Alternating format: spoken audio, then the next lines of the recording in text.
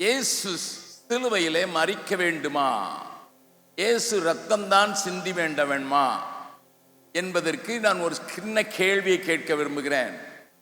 இயேசு உயிரோடு இருக்கும் போதே உன் பாவங்கள் மன்னிக்கப்பட்டது என்று எத்தனையோ பேருக்கு சொன்னார் அல்லவா? அந்த ஆண்டவர் நம்மையும் பார்த்து உன் பாவங்கள் மன்னிக்கப்பட்டது என்று சொல்லியிருந்தால் சிலுவையில் மரிக்க வேண்டிய அவசியம் இல்லை அல்லவா? ரத்தம் சிந்த வேண்டிய அவசியம் இல்லை அல்லவா? பாவ மன்னிப்புக்காகத்தான் இயேசு சிலுவையில் மரித்தார் என்றால் அதற்கு முன்னதாக மன்னித்தாரே, அது என்ன மன்னிப்பு? வேதபாரகரும் பரிசேயரும் அவரிடத்தில் கேட்டது பாவங்களை மன்னிக்கிறதற்கு யார் என்று தானே கேட்டார்கள். அப்பமே மன்னிக்க முடியும்னா எதுக்கு ஏன் மரிக்கணும்? இதை நான் பேசி இருக்கிறேன். அது சிலுவையில் தான் மரிக்க வேண்டுமா? கல்லறிந்து கொல்லப்பட்டிருக்க கூடாதா? அது நடக்கிறதுக்கு முடிந்தது. தண்ணீரிலே மூழ்கி மரித்திருக்க கூடாதா? அல்லது நேபாள நாட்டிலே செய்வது போல ஒரு காலத்தில் அப்படி செய்தார்கள். ஒரு மரித்த மனிதனை மரண தண்டனை பெற்றவனோடு கூட இணைத்து கட்டி விடுவார்கள். அந்த பிணத்தை அவன் சுமந்து கொண்டு திரிய வேண்டும். அது அழுகி அதில் இருக்கிற புழுக்கள் அவனுடைய மூக்கிலே, காதுகளிலே, உடம்பிலே பாய்ந்தோடு அருவருப்பிலேயே செத்து போவான். இது நேபாள நாட்டத்திலே நடந்தது. அல்லது பழைய நாட்களிலே இருந்து இன்றைக்கு வரைக்கும் தூக்கு தண்டனை கொடுக்க முடியாதா? யூதாஸ் காரியத்தும் 4 கொண்டுதானே செத்தான், அன்றைக்கும் தூக்கு தண்டனை இருந்ததே.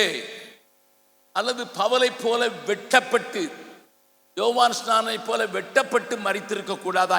ஏன் சிலுவையில் மரிக்க வேண்டும் என்றும் நான் பேசியிருக்கிறேன். அவைகளெல்லாம் பேச போகவில்லை இப்பொழுது. மூன்றாவதாக நான் சொன்னது, இயேசு பரமேற வேண்டுமா? நான் சொல்கிற கேள்விகளை நீங்கள் புரிந்து கொண்டால்தான் இதனுடைய ஆழத்தை புரிந்து கொள்வீர்கள் என்பதற்காக நான் சொல்ல விரும்புகிறேன். இயேசு உயிர் தெழுந்தார் அல்லவா? சத்திய வேதம் சொல்லுகிறது 500 பேருக்குத்தான் காட்சி அளித்தாராம். பேதுருவுக்கு காட்சி அளித்தார், ஈஸ்வரனுக்கு காட்சி அளித்தார், மகதலேனா மேரிக்கு காட்சி அளித்தார். 500 பேர் என்று பவுல் எழுதிவிட்டு அகால பிறவியான எனக்கும் காட்சி அளித்தார் என்று அவர் சொல்லுகிறார். அந்த இயேசு உயிர் தெழுந்தவர் நேர அண்ணா காய்ஃபாட்ட போயிட்டு, என்னடா செய்தீங்க, என்னை முடிச்சிடலான்னு பார்த்தீங்களா, வந்துட்டேன்னு சொல்லியிருந்தான்னா ஏன் செய்யல? அல்லது பிலாத்து கிட்ட போய் உனக்கு அதிகாரம் இல்லைன்னு சொன்னல, என் ஜீவனை வைக்கவே எனக்கு தெரியும், எடுக்கவே எனக்கு தெரியும் சொன்னல, பாத்தியா? உன்னுடைய வீரர்கள் வந்து சொன்னார்களே அவர் மரித்து போனார் அப்படின்னுட்டு குத்தி பார்த்தான். ஈட்டி வத்தி குத்தி பார்த்தானே, எலும்புகளை முறிக்கலையே. உன்னுடைய சேவகர்கள் எலும்புகளை முறித்து என்னை மரணத்துக்குள்ளே கொண்டு போக வேண்டும் என்று வந்தார்கள்.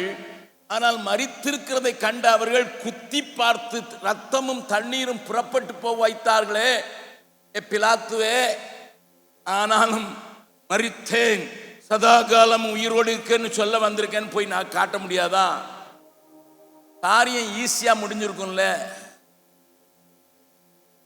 ஏன் செய்யல? மறுபடியும் கேட்கிறேன்.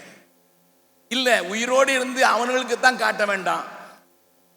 ஊர் ஊரா போய் என் காயத்திலே விரல போட்டு காட்டுன்னுட்டு ஒவ்வொரு ஊரா போய் தேனியில ஒரு நாள், பெரிய குளத்தில் அடுத்த நாள், இந்த லேகியம் விற்கிறவன் ஒவ்வொரு ஹோட்டலில் தங்குறானுங்களே, அப்படி ஒவ்வொரு நாளும் இருந்து மதுரையில் ஒரு நாள், சென்னையில் ஒரு நாள், அமெரிக்காவில் ஒரு நாள், ஆஸ்திரேலியா ஒரு நாள் போயிட்டா பெரிய பக்த கூட்டம் உண்டாயிருக்குமே.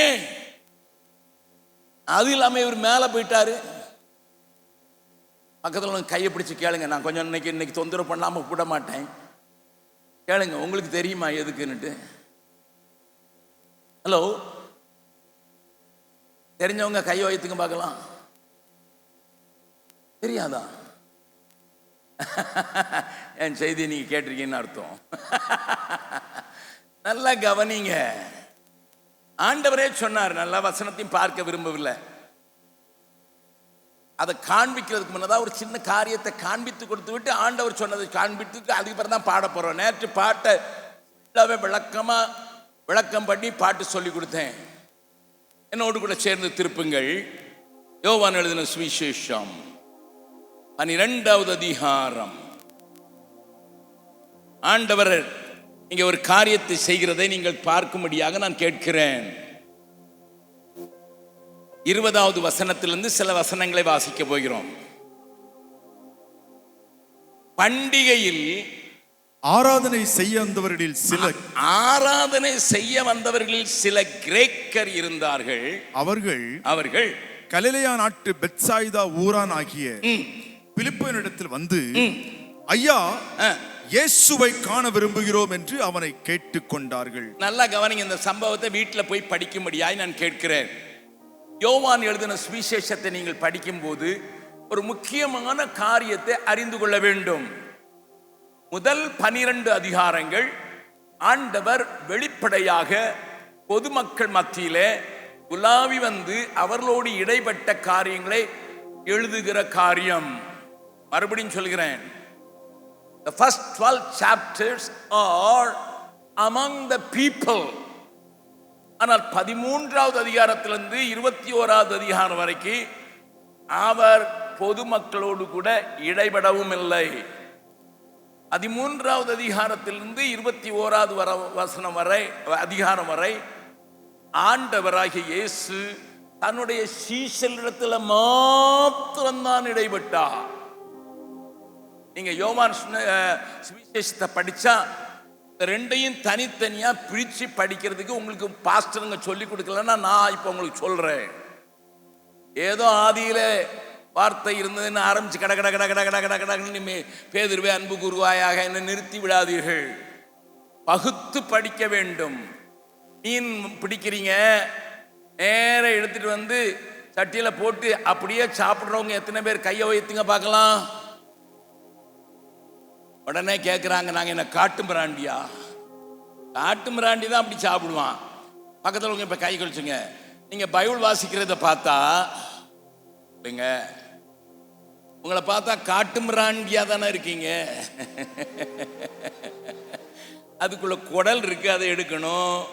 அதில் செதில் இருக்கு, எடுக்கணும். அதை சரியாக வெட்டணும்.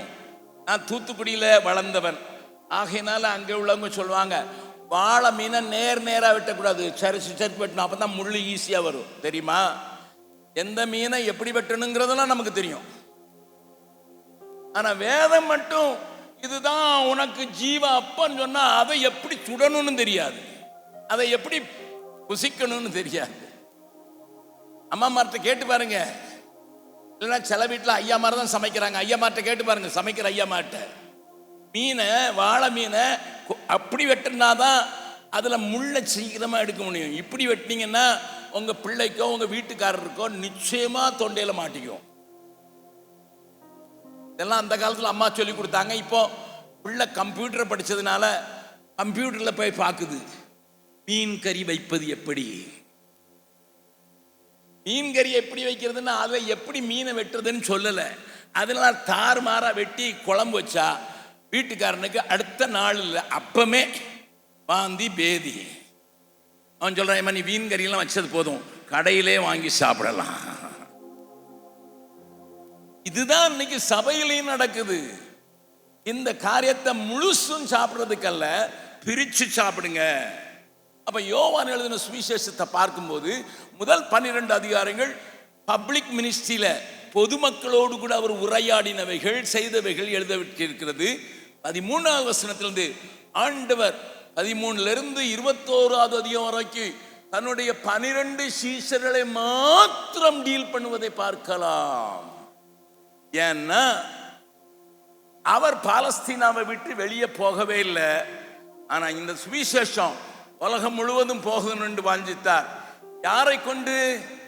இந்த மீன் பிடிக்கிறவர்களை கொண்டு, அல்லாதவர்கள் என்று சொன்னவர்களை கொண்டு, இந்த காட்டி கொடுத்த யூதாசை தள்ளிவிட்டு மறுதலித்த பேதுருவை கொண்டு, எதிர்த்து நின்ற பவுலை கொண்டு, பூமியின் கடைசி பரியந்தம் இந்த சுவிசேஷம் போக வேண்டும் என்பதற்காக இந்த 12 பேருக்கு மட்டும் 13வது அதிகாரத்திலிருந்து 21வது வரைக்கும் டீல் பண்றாரு. அதுல 13வது அதிகாரம் பப்ளிக் மினிஸ்ட்ரியுடைய உச்ச கட்டத்துக்கு இயேசு வராரு. என்ன வராரு? கலிலேய நாட்டு பெத்சாய்தா ஊராவின் ஆகிய பிலிப்பின் இடத்துல கிரேக்கர்கள், கிரேக்க பாஷை பேசுகிறவர்கள் அல்ல, கிரேக்கர்கள். அன்றைக்கு கிரேக்க தேசத்தில் இருந்த யூதர்கள் கிரேக்க மொழியை பேசினார்கள், ஆதி சபையில் இருந்தார்கள். அப்போஸ்தலர் 6வது அதிகாரத்தில் கிரேக்க மொழி பேசினவர்களுக்கும் எபிரேய மொழி பேசினவர்களுக்கும் சண்டை வந்துடுச்சு. இது அவர்கள் இல்ல, கிரேக்கர்கள். கிரேக்கர்கள் ஞானத்தை தேடுகிறவர்கள் என்று பவுல் 1 கொரிந்தியர் 1வது அதிகாரத்தில் எழுதியிருக்கிறார். கிரேக்கன்னாலே பிலாசபர் என்று அர்த்தம். சமீபத்திலே ஒரு சகோதரன் இப்படி எழுதியிருந்தார், பலஸ்தீனாவில் சபை உறவின் அடிப்படையில் உண்டானது. ஆண்டவருக்கும் வரவு இருந்தது, ஒருத்தருக்கு ஒருத்தர் வரவு இருந்தது. அது அங்கே இருந்து கிரேக்க நாட்டுக்கு வந்தபோது அது பிலாசபியா மாறிடுச்சு. பிலாசபினா தத்துவம், கிறிஸ்தவன் தத்துவமா மாறிடுச்சு. கிரேக்க நாட்டிலிருந்து ரோமபுரிக்கு வந்தபோது அது இன்ஸ்டிடியூஷனா மாறிட்டு, அதிகாரம். அவர் பெரியவர், இவர் அடுத்தவர், இவர் சின்ன ஊழியக்காரர், இவர் மிடில் ஊழியக்காரர், இப்படி இன்ஸ்டிடியூஷனலா மாறிடுச்சு.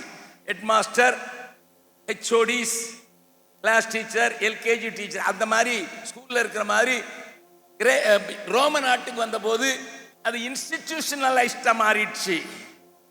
எங்க இருக்கணும்? ஆதி சபை ஏன் வளர்ந்தது?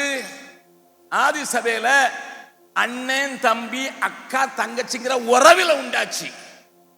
ஆதி சபையில பாஸ்டர்னு யாரும் கூப்பிட மாட்டாங்க, சகோதரர்களே அப்படிதான் பேசுவாங்க.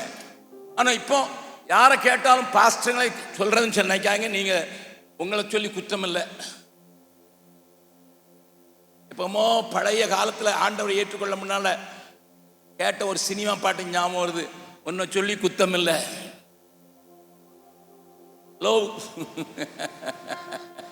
என்ன குத்தம் இல்லை? யார்கிட்டயாவது கேளுங்க.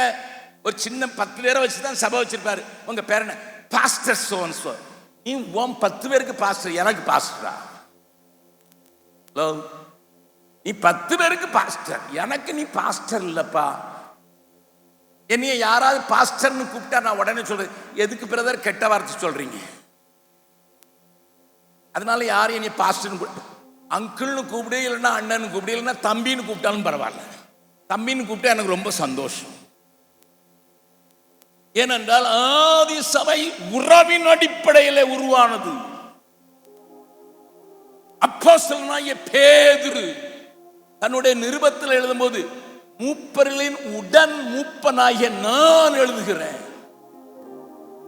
அப்போஸ்தலனாகிய நான் எழுதுறேன், மூப்பர்களுக்கோடு கூட நிற்கிற மூப்பனாக. I come down to that level.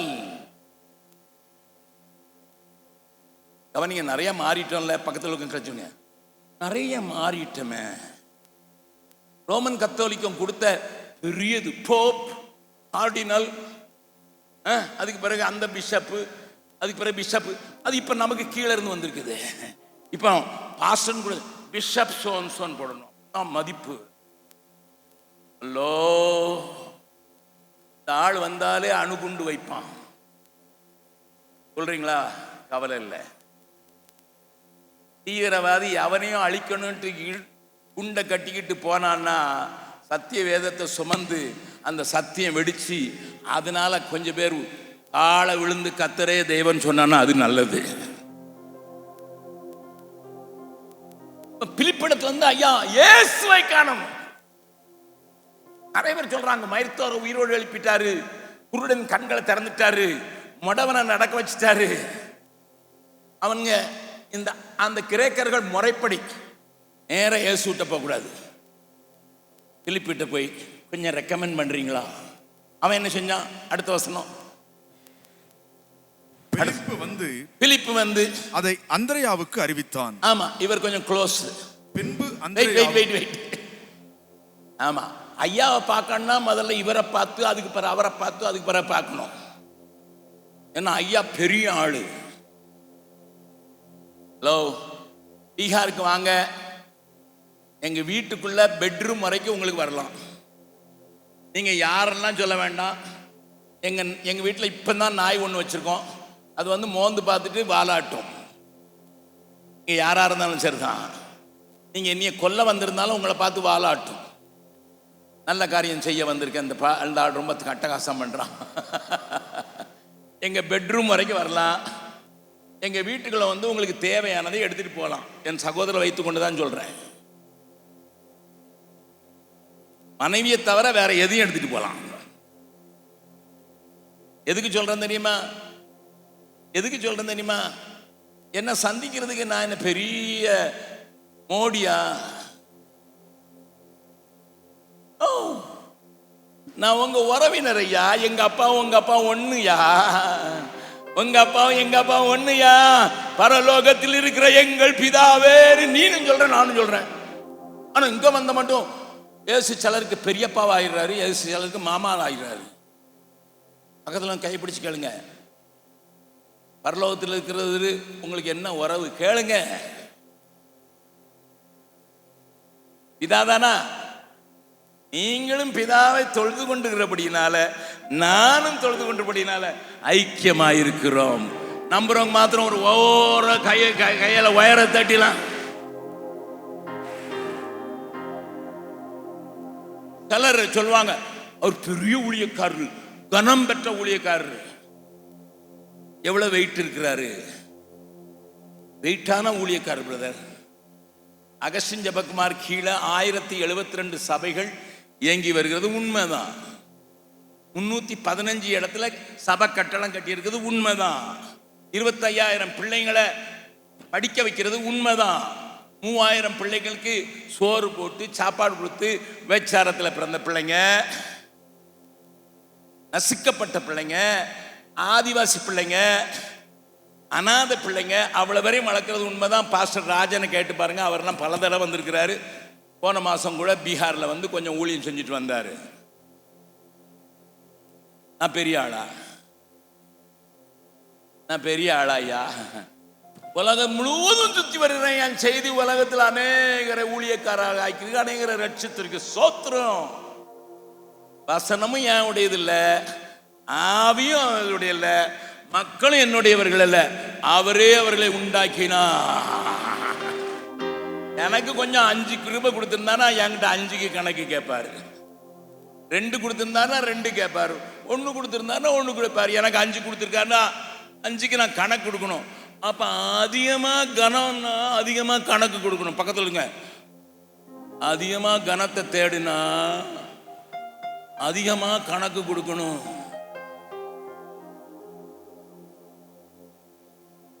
அங்க பிலிப்பு, ஏன்னா கிரேக்கு நாட்டில இருந்து வந்தவன், அவனுக்கு அதான் தெரியும். மிலிட்டரியில் இருக்கிற மாதிரி ஆர்டர் ஆர்டர் ஆர்டர், கீழே இருக்க சோல்ஜர், லெப்டினன்ட், மேஜர், அப்படிதான் போகும். அவன் அந்திரேயாட்ட வந்து சொல்றான். அந்திரேயா வந்து எஸ், அந்திரே நல்ல ஆளு. அந்திரேயா உடனே என்ன செஞ்சார் தெரியுமா? பின்பு அந்திரேயாவும் பிலிப்புவும் அதை இயேசுவுக்கு அறிவித்தார்கள். அந்திரே என்ன சொல்லலாம் தெரியுமா?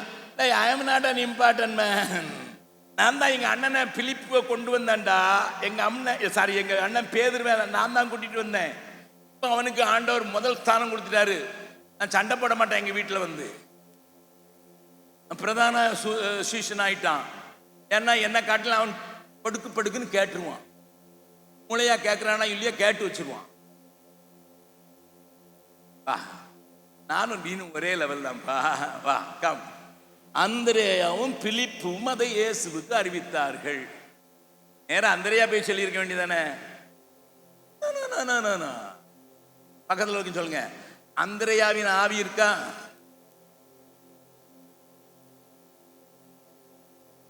எல்லாம் சொல்றாங்க எங்களுக்கு இயேசுவின் ஆவி இருக்கு, சோத்திரம். ஆனா எலியாவின் ஆவி இறங்கட்டும்னு சொல்லி பாடும்போது எலியாவின், அது எந்த ஆவி?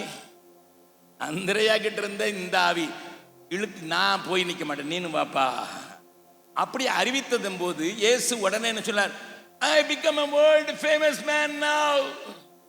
கிரேக்க நாட்டில இருந்து தேடி வந்துட்டான் பாரு. நான் என் ஊரை விட்டு வெளியே போல, அவன் தேடி வந்துட்டான். I become an international preacher அப்படின்னு சொல்லிட்டு இயேசு உடனே குதிச்சு எனக்கு விழா எடுங்கள் என்று சொன்னாரா?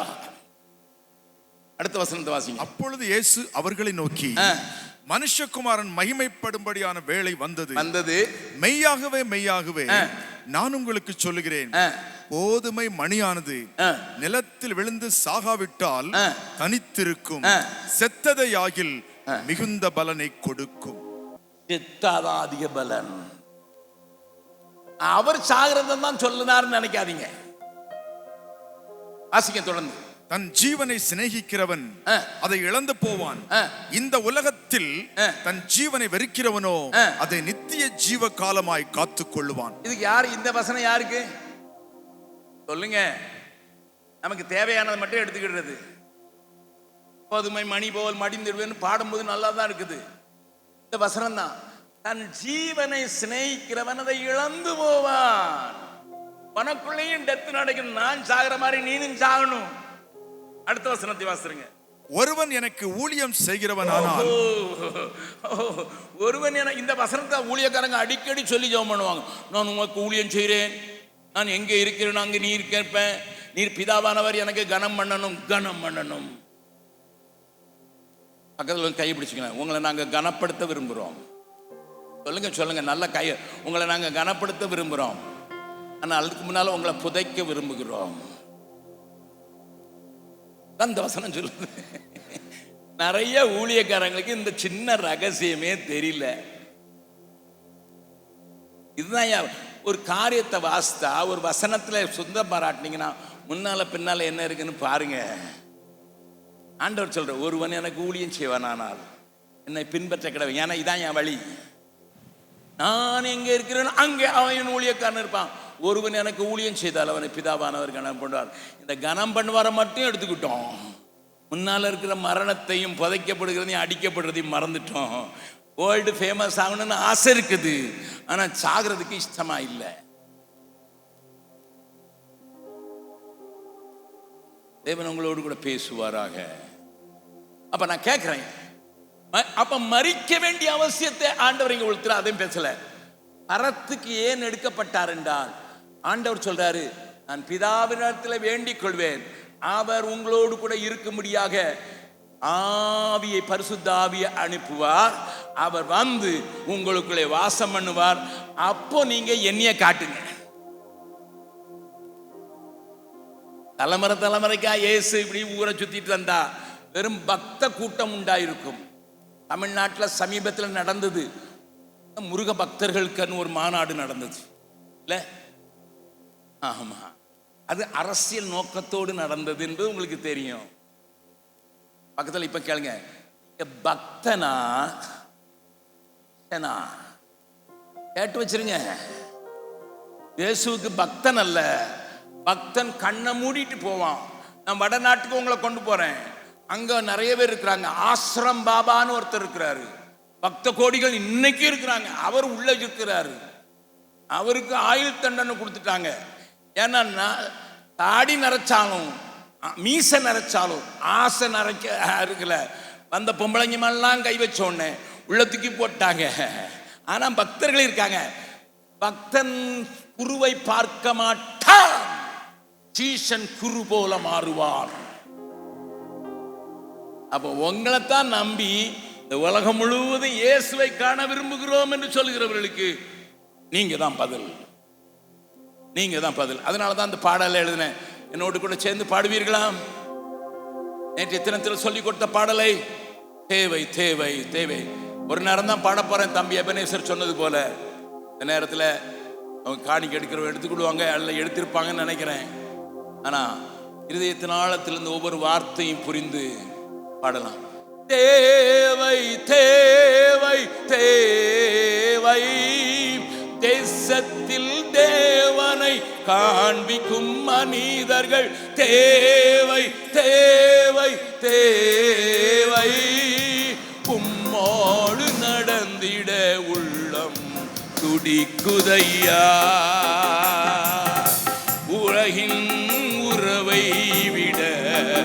மனமும் மறுக்குதையா. உம்மோடு உறவாட உள்ளம் துடிக்குதையா. உலகின் உறவை விட மனமும் மறுக்குதையா. நம்ம இந்த ரிதமுடைய வாலிமை கீழே இறக்குறீங்களா? தேவை தேவை தேவை தேசத்தில் தேவனை காண்பிக்கும் மனிதர்கள். தேவை தேவை தேவை உம்மோடு உறவாட உள்ளம் துடிக்குதையா. உலகின் உறவை விட மனமும் மறுக்குதையா. பாடுங்கள். உம்மோடு உறவாட உள்ளம் துடிக்குதையா.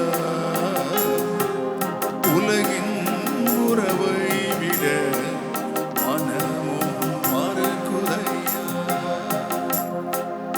கபடமும் கற்பனையும் செய்யும் வேதனையும். கபடும் கற்பனையும் செய்யும் வேதனையும். கல்வாரியில் அனைத்தையும் சிலுவையில் அறைந்திடணும். கல்வாரியில் அனைத்தையும் சிலுவையில் அறைந்திடணும். உம்மோடு உறவாட உள்ளம் துடிக்குதையா. உலகின் உறவை விட மனமும் மறுக்குதையா. எல்லாருமாக உம்மோடு ஆட உள்ளம் துடிக்குதையா. உலகின் உறவை விட மனமும் மறுக்குதையா. நாட்டிலும் சபையிலும் நடக்கும் அசிங்கம் எல்லாம். நாட்டிலும் சபையிலும் நடக்கும் அசிங்கமெல்லாம். கல்மனம் உடைக்கும் கல்வாரியால் அழிந்து தொலைந்திடுமே. கல்மனம் உடைக்கும் கல்வாரியால் அழிந்து தொலைந்திடுமே. உம்மோடு உறவாட உள்ளம் துடிக்குதையா. உலகின் உறவை விட மனமும் மறுக்குதையா. உம்மோடு உறவாட உள்ளம் துடிக்குதையா. உலகின் உறவை விட மனமும் மறுக்குதையா. தூயத்தை சிலுவையில்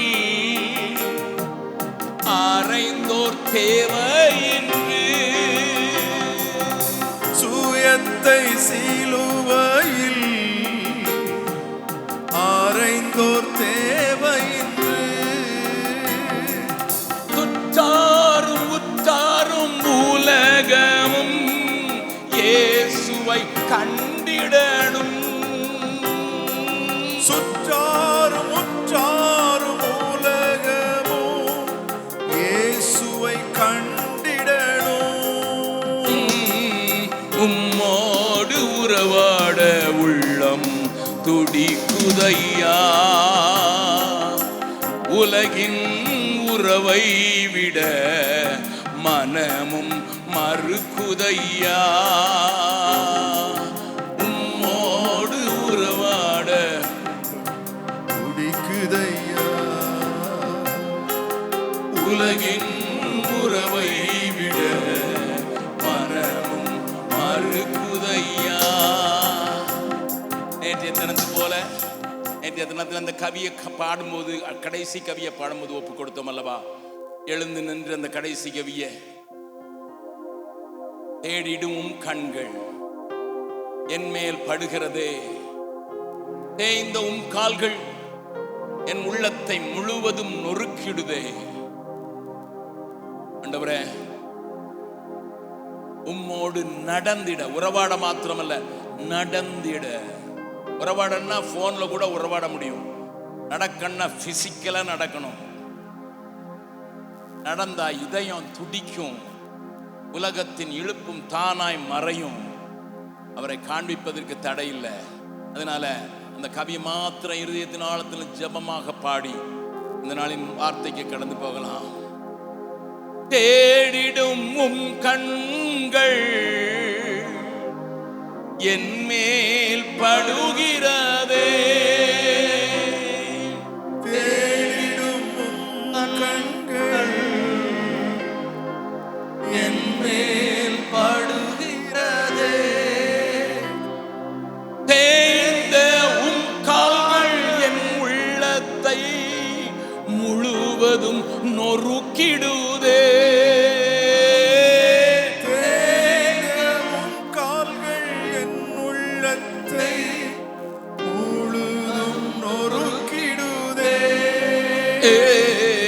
உம்மோடு நடந்திட இதயம் துடிக்குதையா, உலகத்தின் இழுப்பும் தானாய் மறையுதையா. உம்மோடு நடந்திட இதயம் துடிக்குதையா, உலகத்தின் இழுப்பும் தானாய் மறையுதையா. உம்மை காண்பிக்க இதோ நாங்கள் வந்தோம் ஐயா, உம்மை காண்பிக்க இதோ நாங்கள் வந்தோம் ஐயா. வலது கையை உயர்த்தி, உம்மை காண்பிக்க இதோ நாங்கள் வந்தோம் ஐயா. ஒரு நிமிடம் கண்களை மூடி நின்றவாறே கைகளை கூப்பி, ஆண்டவரே எங்களோடு கூட பேசும்.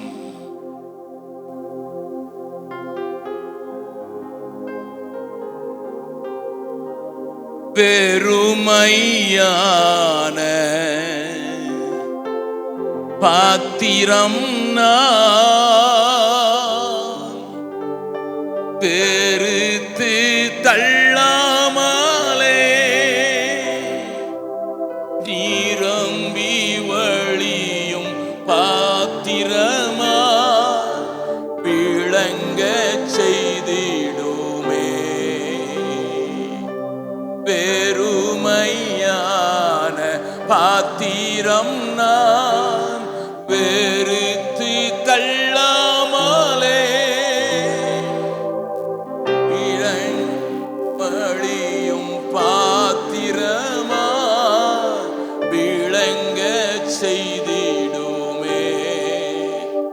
வேதத்தில் காணும் பாத்திரம் எல்லாம் இயேசுவை போற்றிடுமே.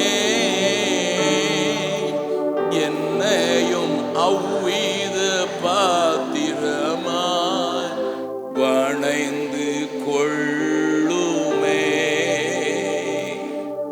உயவனே உயவனே படைப்பின் காரணனே, களிமண்ணான என்னையுமே கண்ணோக்கி பார்த்திடுமே. இயேசு கிறிஸ்துவின் மூலம் ஜெபம் கேளும் நல்ல பிதாவே, அமர்ந்து கொள்ளுங்கள். இந்த நாளில் உங்களுக்கு ஒரு வித்தியாசமான செய்தியை பேசும்படியாக என் ஆண்டவர் என்னோடு கூட இடைப்பட்டார். முதல் பகுதி உங்களுக்கு ஒருவேளை தெரிந்த பகுதியாக இருந்தாலும், நான் பேசப் போகிற இரண்டாவது பகுதி கொஞ்சம் வித்தியாசமானதாக இருக்கும். கர்த்தர் உங்களோடு கூட இடைபடுவார் என்று விசுவாசிக்கிறேன். என்னோடு கூட சேர்ந்து திருப்பிக் கொள்ளுங்கள். மார்க்கு எழுதின சுவிசேஷம் 2வது அதிகாரம் 1 முதல் 12 வசனங்களை நாம் தியானிக்கப் போகிறோம். அதில் இருக்கிற மாறாத ஒரு உண்மையை உங்களுக்கு நான் காண்பித்து கொடுக்கும்போது உங்களுக்குள்ளே ஒரு பெரிய விறுவிறுப்பும் வைராக்கியமும் உருவாகும் என்று நான் விசுவாசிக்கிறேன்.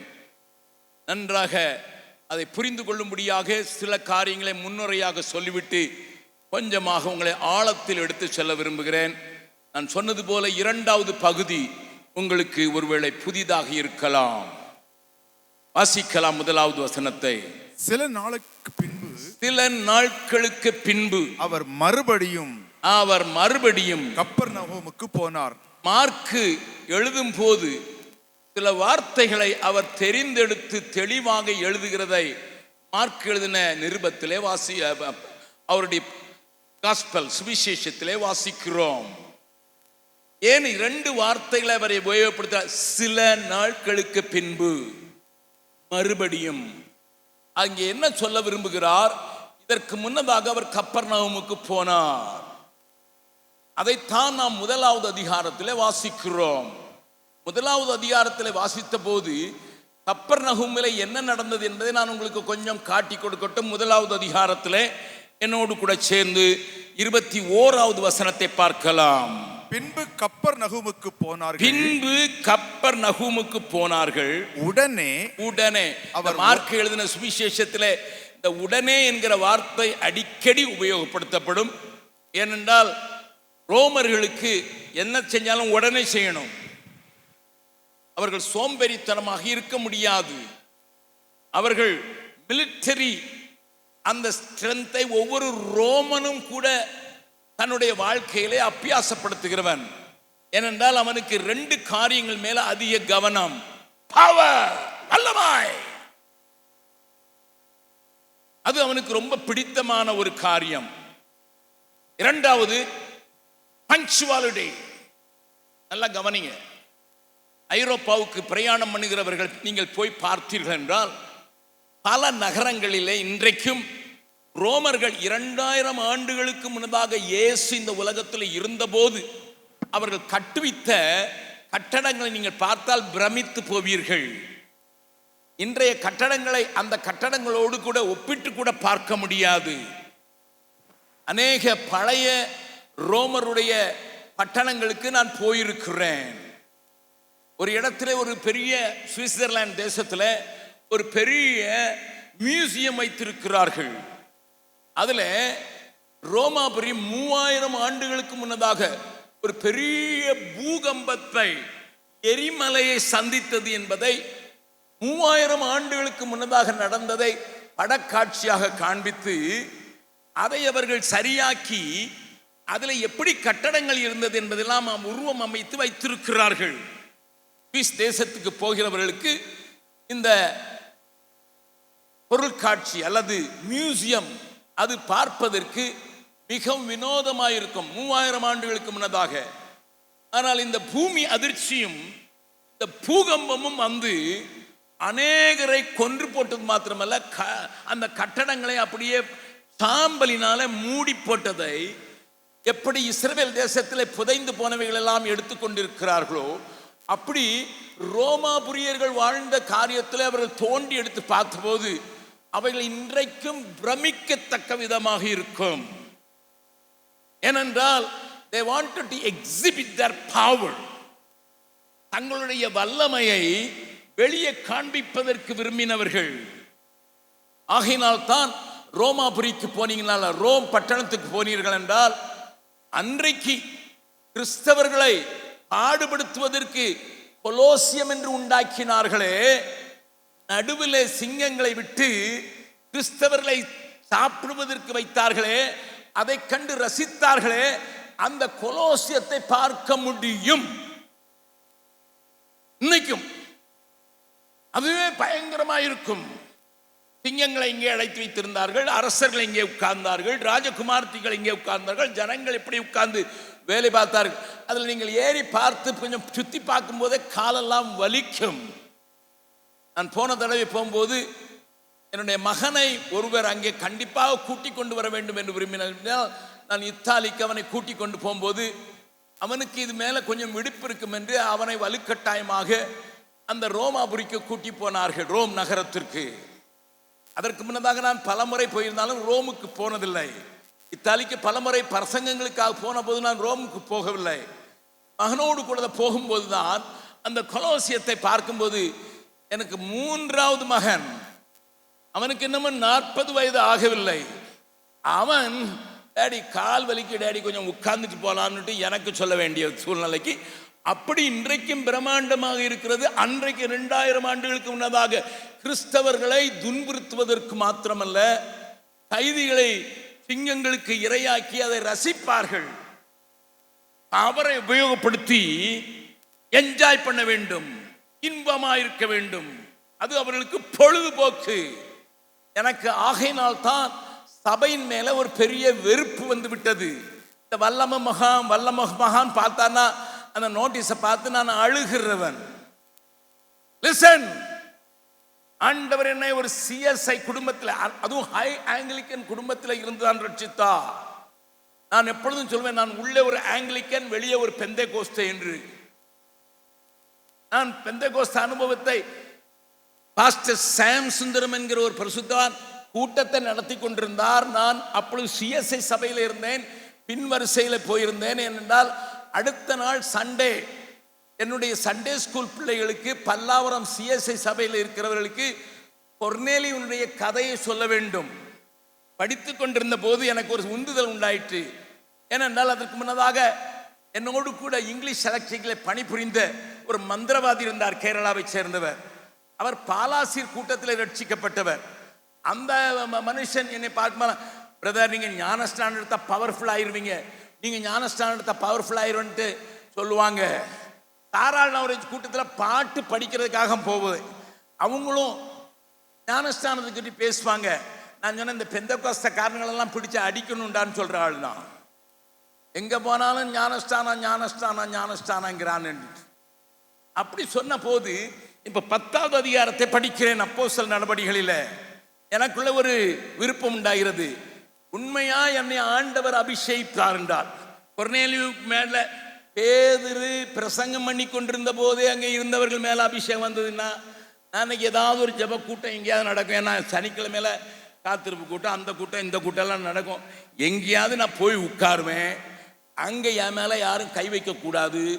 பேசும்போதே என்னை அபிஷேகித்தார் என்றால் நான் அடுத்த நாளை ஞானஸ்தானம் எடுத்துக்கொள்வேன் என்று சொன்னேன். நல்லா கவனிங்க.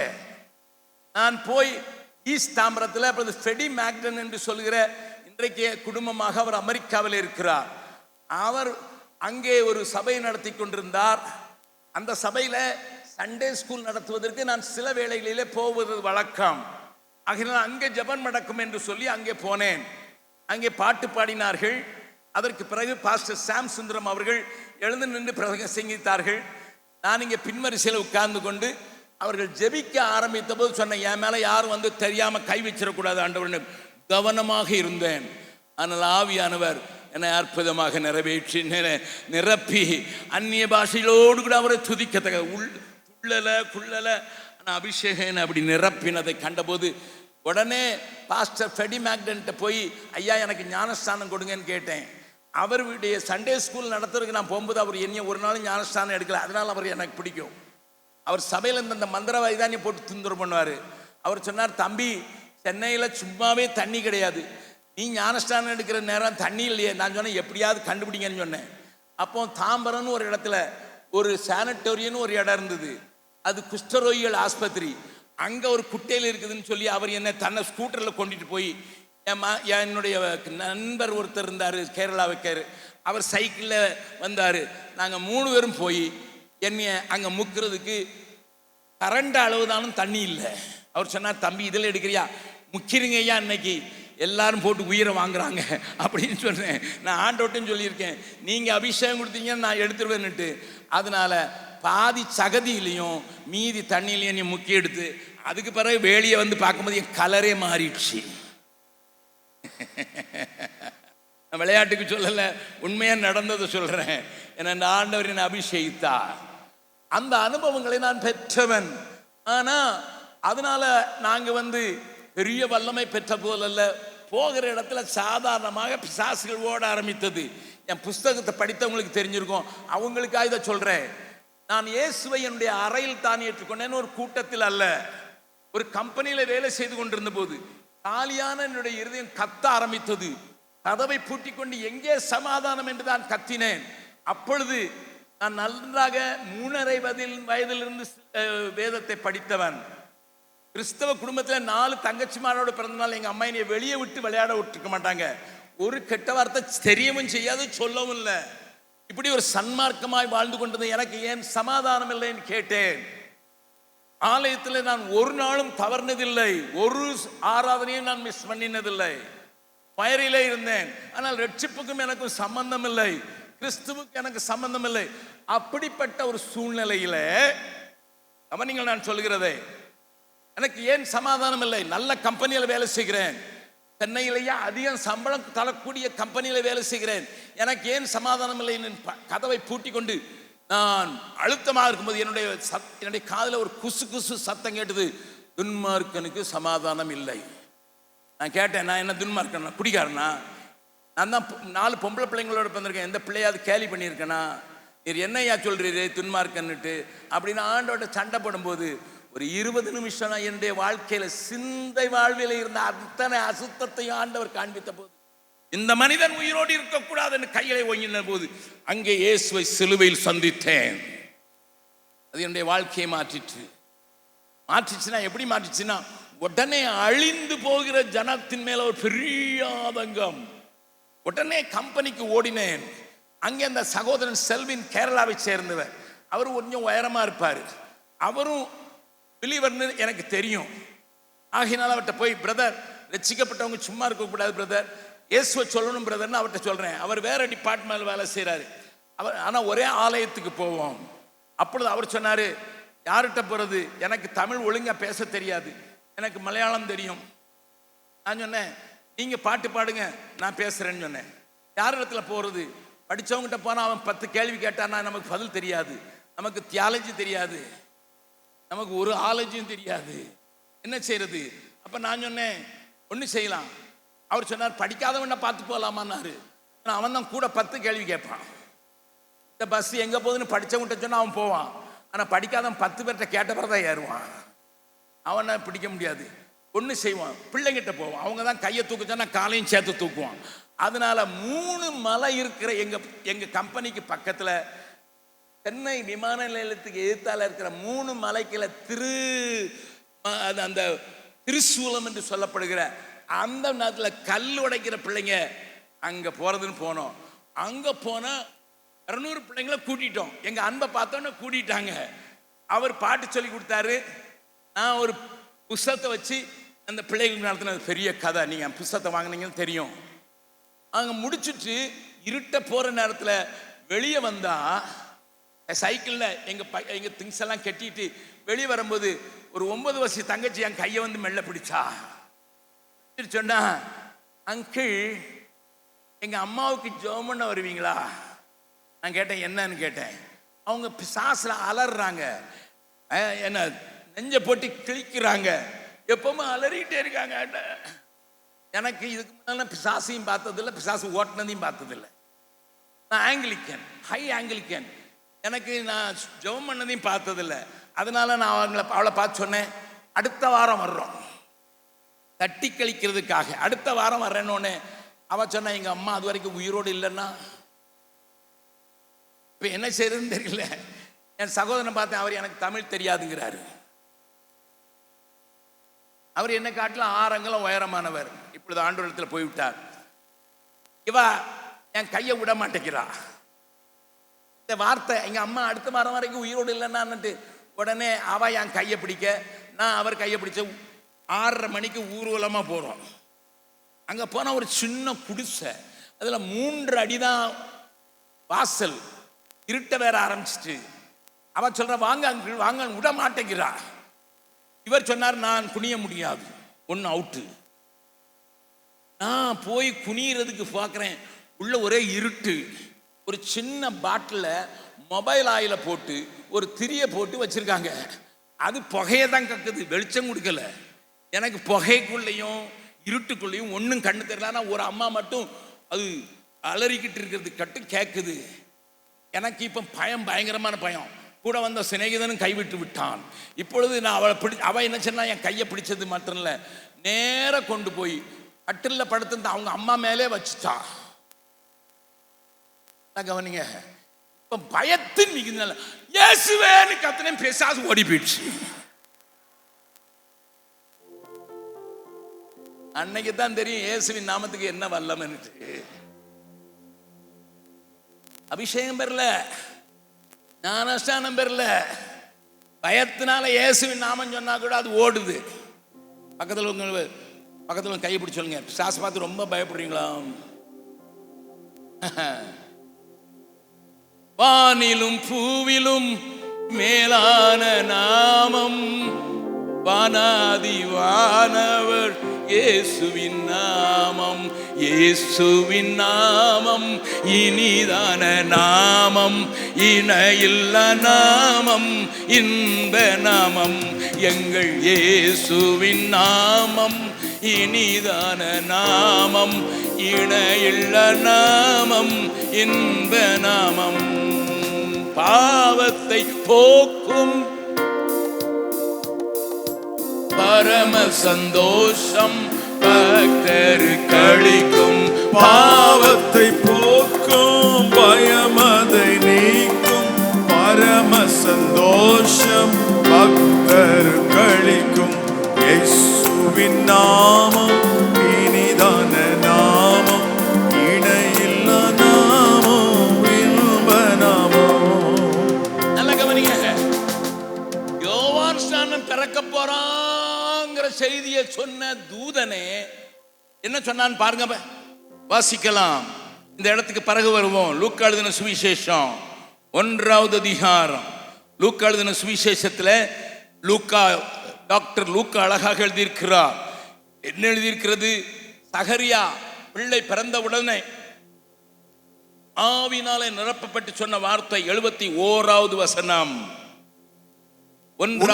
உங்கள் சத்துருக்களின் கைகளில் நின்று, உங்கள் சத்துருக்களின் கையிலிருந்து நீங்கள் விடுதலையாக்கப்பட்டு உயிரோடு இருக்கும் நாளெல்லாம், நல்ல வசனத்துக்காக வாங்க, உயிரோடு இருக்கிற நாள் எல்லாம் பயம் இல்லாமல் எனக்கு முன்பாக பரிசுத்தத்தோடும் நீதியோடும் எனக்கு ஊழியம் செய்ய கட்டளையிடுவேன்.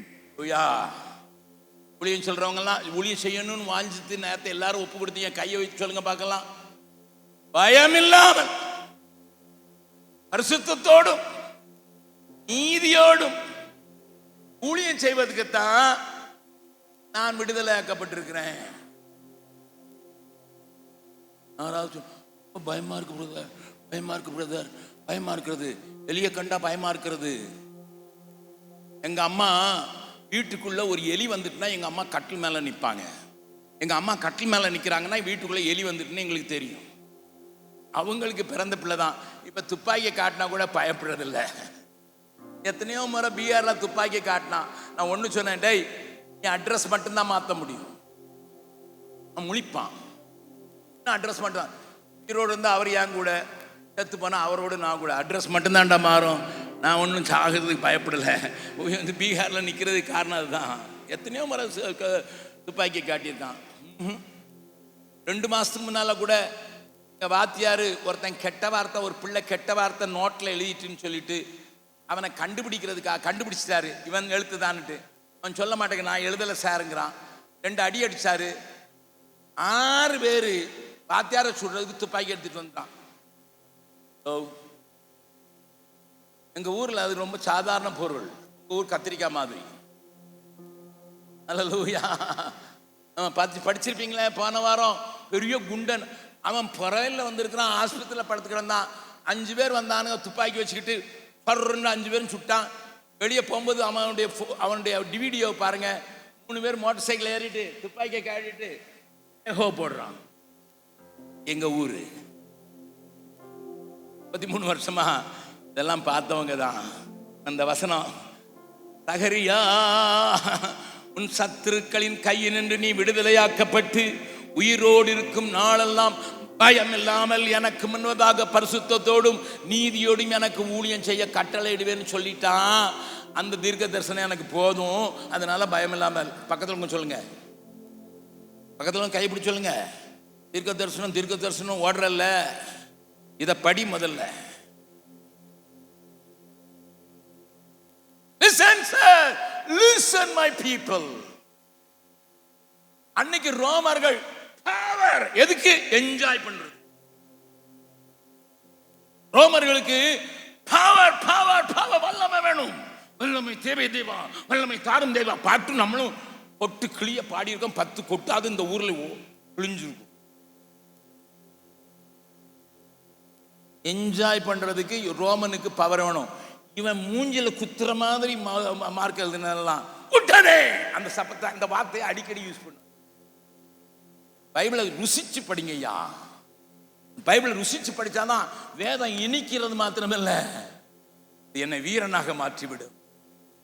இப்ப அதனாலதான் எழுதுறாரு, மறுபடியும் கப்பர்நகூமுக்கு வந்தாருன்னு சொன்ன அந்த வசனத்துக்கு மறுபடியும் திருப்புங்க. 1வது அதிகாரம் திருப்புங்க. மத்தேயு, மார்க்கு என்ன எழுதி இருக்குது? சில நாளுக்கு பின்பு, ஒரு 21 வாசிக்கிறோம். பின்பு கப்பர்நகூமுக்கு போனார்கள். உடனே அவர் ஓய்வு நாளில் ஜெப ஆலயத்திலே பிரவேசித்து போதகம் பண்ணினார். கவனிங்க, இயேசு வாலிபன் தான், ஆனா அந்த நாள்ல நடந்துதான் போயிருப்பாரு. நம்மளன்னா போன உடனே என்ன செய்வோம்? இவ்வளவு தூரம் நடந்து வந்திருக்கேன் பிரதர், நான் கொஞ்சம் உட்கார்ந்து ஒரு டீ நம்ம ஊர் பாசையில் அடிச்சிட்டு அதுக்கு பிறகு கொஞ்சம் தெம்பா பிரசங்கம் பண்ண. ஆனா அப்படி இல்லை, உடனே ஜெபாலயத்துக்கு போனாரு. அவர் வேத பாரகரை போல போதியாமல், போதும் போதும் போதும் போதும். My Jesus is an example to me. நான் ஒரு தடவை அமெரிக்காவுக்கு போனேன். கிட்டத்தட்ட நான் 47 மணி நேரம் டிராவல் பண்ணி போனேன். 47 மணி நேரம் டி-ஷர்ட் போட்டிருந்தேன். என் ஃப்ளைட்டு லேட்டாக போச்சுது.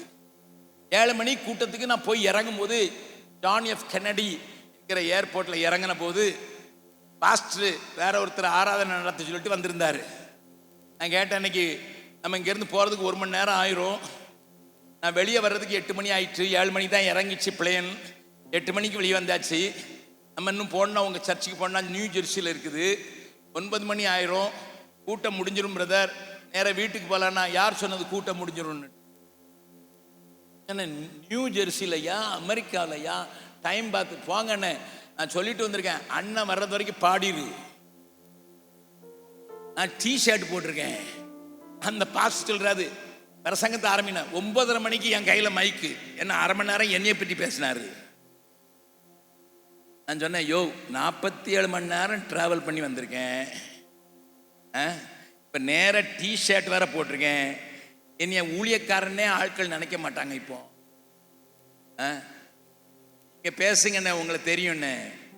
நான் 9:30க்கு ஆரம்பிச்சவன் 11 மணி வரைக்கும் நியூ ஜெர்சியை ஒட்டி இருக்கிற நியூயார்க்கு அந்த பகுதியில் பிரசங்கம் பண்ணேன். நீங்கள் கேட்பீங்க, உனக்கு பைத்தியம் முடிச்சுட்டான்னுட்டு. பைத்தியம் முடிக்கல, நேசு அப்படித்தான் செஞ்சார். நேசு அப்படித்தான் வாழ்ந்தார். My Jesus lived like that. குருவை தொடரும் சீஷர்களும். தாராள ஒரிஜினல் மறந்துட்டீங்களே, இப்ப உங்களுக்கு எல்லாம் ஆட்டம் ஆடுறது தானே வேணும். குருவை தொடரும் சீஷர்களும் குரு போல மாறிடுவார். அவர் நாமம் தரித்தவர் யாவருமே அவர் பாதையில் நடப்போம். அவர் நாமம் தரித்தவர் யாவருமே அவர் பாதையில் நடப்போம்.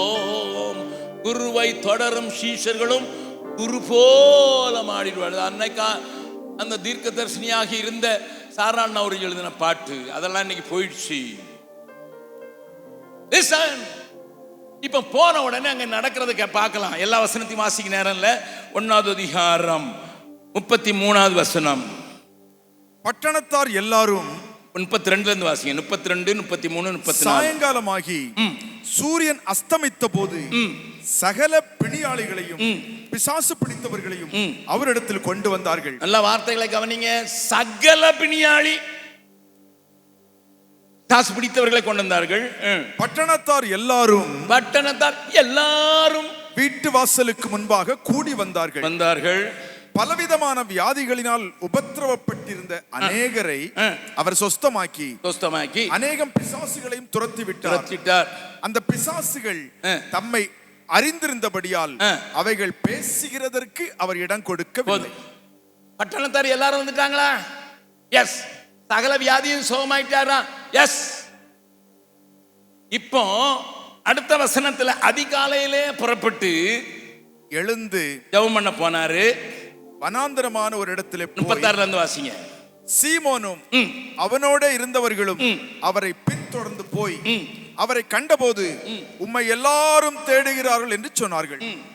அவர்களை அவர் நோக்கி, அடுத்த ஊர்களிலும் நான் பிரசங்கம் பண்ண வேண்டுமானதால் அவ்விடங்களுக்கு போவோம், வாருங்கள். இதற்காகவே புறப்பட்டு வந்தேன். இயேசுவின் வார்த்தை பாருங்க. அடுத்த ஊருக்கு நான் போகணும்ப்பா, அதற்காகவே பிரசங்கம் பண்ணதுக்கு எனக்கு தேவை இருக்குது. அவ்விடங்களுக்கு போவோம், வாருங்கள் என்று இதற்காகவே புறப்பட்டு வந்தேன். போயிட்டாரு. எல்லாரும் தேடுறாங்க. ஆனா 2வது அதிகாரத்தை ஆரம்பிக்கிற மார்க் எழுதுறாரு முதல் வசனத்துல, சில நாட்களுக்கு பின்பு அதான் இயேசு ஆவியில நிறைந்து ஆவியில உந்தப்பட்டு ஊழியம் செய்கிற மனுஷர் சில நாட்கள்ல மறுபடியும் வராரு. வேற ஊர் இருக்குன்னு சொல்லி போனவர் மறுபடியும் வராரு. எதுக்குயா? வேற ஊர்லாம் முடிஞ்சுட்டான். பலஸ்தீனால எல்லாத்தையும் சுத்தி திரிஞ்சாச்சா? யூதேயா பட்டணத்துக்கு போக வேண்டாமா? சமாரியாவுக்கு போக வேண்டாமா? No no no no no, one fellow is missing. என்னுடைய அவுட்ரீச்ல ஒரு ஆள் விட்டுட்டான். அப்போ இந்த வசனம் உங்களுக்கு தெரியும். 1 இருந்து 12 வீட்டுல போய் வாசிங்க. நான் சொல்லிட்டே வர்றேன். அங்கே திமிர்வாதமான ஒரு மனுஷன் இருந்தான். இயேசு முதல் தடவை வந்த போது அவனை யாரும் கூட்டி கொண்டு வரவில்லை. எல்லாருக்கும் சுகம் கொடுத்தவர். இந்த திமிர்வாதக்காரன மக்கள் மறந்து போனதுனால, தங்களுக்கு தான் ஆண்டவர் வேணும்னு சொன்னதுனால, புதிதான பிரசங்கத்தை கேட்கறதுலயே சந்தோஷப்பட்டதுனால அவங்க இந்த திமிர்வாதக்காரனை மறந்துட்டாங்க. ஏன்னா அவனா வர முடியாது, அவனை தூக்கிட்டு தான் போகணும். ஆனா அவனுக்கு 4 நண்பர்கள் இருந்தார்கள். ஏசு போயிட்டாரு. ஒருத்தர் பேசிக்கிட்டு இருக்காங்க. இந்த நேரத்தில் நம்ம ஃப்ரெண்டு இல்லாம போயிட்டானடா, நம்ம ஃப்ரெண்டை மறந்துட்டோமாடா. அவர் காலையில பிரசங்கம் பண்ணாரு ஆலயத்துல, சாயங்காலம் வரைக்கும் வீட்டில் தானே இருந்தாரு. அங்கேயும் பிரசங்கம் பண்ணாரு, அங்கேயும் ஹீலிங் குருசேட் நடத்தினாரு, காலையில இருந்து சாயங்காலம் வரைக்கும் ஊழியம் செஞ்சாரு. நம்ம அதை கேட்டுட்டு நமக்கு ஞாபகமே வரலையே. சீ, நம்ம மனுஷனா? நம்ம ஃப்ரெண்டுன்னு சொல்றோம், படுத்து கிடக்கிறவன நினைக்கல. உடனே என்ன செஞ்சாங்களா? வாசிக்கல, அடுத்த வசனத்தை வாசிங்க. 2வது வசனம். உடனே வாசலுக்கு முன்னும் பின்னும் இடம் போடாதபடிக்கு, அடுத்த வசனம், அப்பொழுது 4 பேர் ஒரு திமிர்வாதக்காரனை சுமந்து கொண்டு அவரிடத்தில் வந்தார்கள்.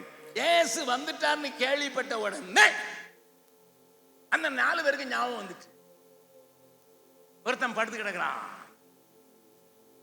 அப்போ நீங்க நல்லா கவனிச்சீங்கன்னா 2வது வசனத்துல இருக்கு, வாசலுக்குள்ள ஆளு, ஜன்னலுக்குள்ள ஆளு, வீட்டுல இருக்காருன்னு சொன்னா எல்லாம் மறுபடியும் வந்துட்டான். எதுக்கு வந்தான் இல்லைங்க?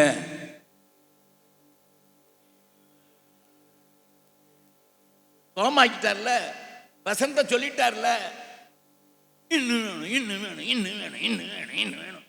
அப்படி இருக்கிறவன் எல்லாம் இயேசுவை சுத்தி போகக்கூடாதபடி இடத்தை அடைச்சிட்டான்.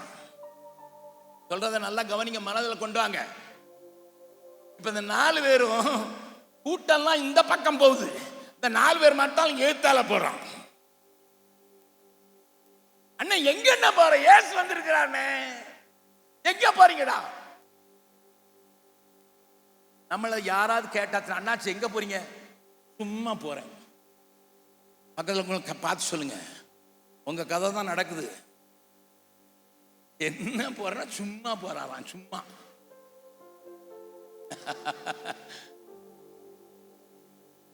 சும்மா போற ஆள் இல்ல.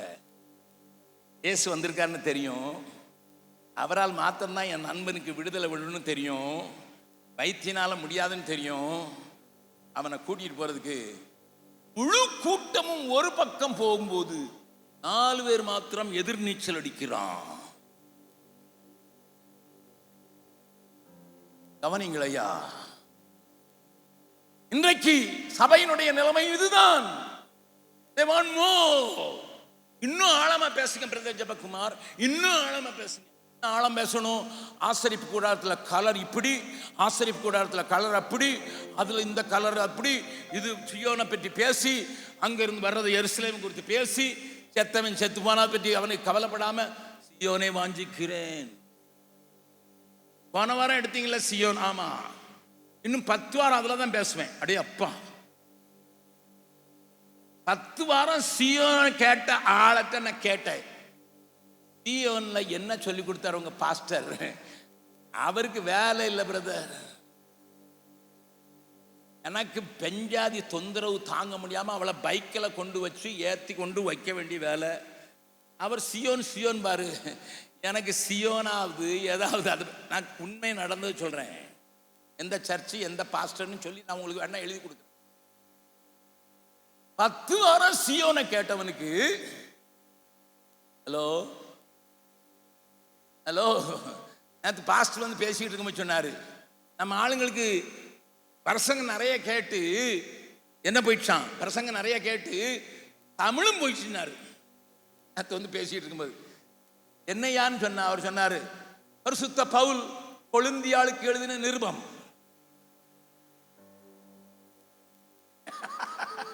நம்ம தமிழ் எங்க போச்சு? நான் சொன்னேன், சிலர் பாஸ்டருங்க கொழுந்தியாளுக்கு தான் எழுதுறான் தான் சொல்லியிருக்கா.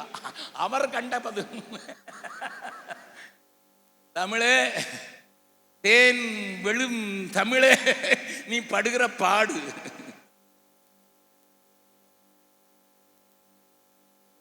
அறிவே இல்லாம போச்சு. உங்க ஊர்ல இருந்தான் போன வாரத்துக்கு முந்தின வாரத்தில் ஒருத்தர் ஒரு காமெடி அனுப்பினார். எதுக்கு எனக்கு அனுப்பினார்னு தெரியாது. உங்க ஊருக்காரர் அவரை சொல்லணுங்கிறதுக்காக அவர் அனுப்பினார். எப்படி அனுப்பினார் யாரெல்லாம் தெரியாது, நம்பர் மட்டும்தான் வந்தது. நான் இதெல்லாம் பார்க்க மாட்டேன், என்னடா இவ்வளோ அனுப்பியிருக்காருன்னு. அதுல ஒரு காமெடி என்னதான், ஒரு விவசாயி டிராக்டர் ஓட்டுறாள், நிறைய நல்லா இருந்தது, நல்லா டிராக்டர் முன்னும் பின்னும் ஓட்டி உழுது எல்லாம் செய்கிறவருக்கு விளைச்சி தள்ளிட்டு உடனே அவருக்கு ஒரு புது கார் அட்வர்டைஸ்மெண்ட் போட்ட உடனே கார் ஓட்டணும்னு ஆசை வந்துட்டு புது கார் வாங்கினார். வாங்கினாரு ஃபாஸ்டா ஓடுற கார், 150 கிலோமீட்டர் அது பாட்டுக்கு ஓடும். உங்க ஊர்லயும் நல்லா ஓடு போட்டிருக்காங்கல்ல. ஒரு அழுத்துனா 500 கிலோமீட்டர்ல 5 மணி நேரத்தில் போய் சேர்ந்துட்டார். அங்க இருந்து போன் பண்றாரு அம்மாவுக்கு, அம்மா 5 மணி நேரத்தில் 500 கிலோமீட்டர் வந்துட்டேன். அப்படியாடா, என்ன கார்டா அது? அது யார்கிட்ட இல்லம்மா, நம்ம ஊர்ல நான் ஃபர்ஸ்ட் கிளாஸ் கார் வாங்கியிருக்கேன். சரி எப்பண்டா வருவேன்? உடனே திரும்பி வந்துருவாமா. திரும்பி வர்றதுக்கு 1 வாரம் ஆச்சு. அப்ப கேட்டிருக்காரு, அம்மா கேட்டிருக்காங்க, டேய் போகும்போது 5 மணி நேரத்தில் போயிட்டு திரும்ப வர்றதுக்கு 1 வாரம் காரா செஞ்சிருக்கானுங்க. முன்னால போறதுக்கு 5 கியர் வச்சிருக்கான், பின்னால வர்றதுக்கு 1 கியர் தாண்டா வச்சிருக்கான், ரிவர்ஸ் கியர். பின்னால வர்றதுக்கு 1 கியர் வச்சிருக்க, ரிவர்ஸ்லே வந்திருக்கான். நல்லா சிரிக்கிறீங்க, பக்கத்தில் இருக்க கையை பிடிச்சு சொல்லுங்க, உங்க கதை தான், உங்க கதை தான். கையில இருக்கிறது என்னன்னு தெரியாது, கையில இருக்கிற சமாச்சாரம் என்னன்னு தெரியாது. உனக்கு முன்னால போறது மட்டும்தான் தெரியும், அதை எப்படி உபயோகப்படுத்தன்னு தெரியாது. சத்திய வேதம், சத்திய வேதம் பக்தரின் கீதம், உத்தம மார்க்கம். நாராயணி எப்பவுமே செத்து போயிட்டாங்க, நீர் என்னையா அவர்களுக்கு உயிர் கொடுத்துக்கிட்டு இருக்கீங்க. வீட்டில் போய் இதெல்லாம் படிங்க, எனக்கு நேரம் இல்லை. இதெல்லாம் நான் ரசிச்சு பாடுற பாடுங்க. உத்தம மார்க்கம் காட்டும் சத்திய வேதம். எதுக்கு பைபிள் படிக்கிறீங்க? வாக்குத்தத்தம் இருக்கு பிரதர். கைவிட மாட்டேன் இருக்குது, கண்ணீர் வடிக்க மாட்டேன் இருக்குது, இழந்ததை திரும்ப தருவான். அதுக்காக பைபிள் படிக்கிறான். அதுக்கு ஒரு மந்திர புஸ்தகம் வாங்கி படிச்சுக்க. என் சத்திய வேதம் ஏன் கொடுக்கப்பட்டது? ஒரு வருஷத்தை மட்டும் மாத்திரலாம். 1 தீமோத்தேயு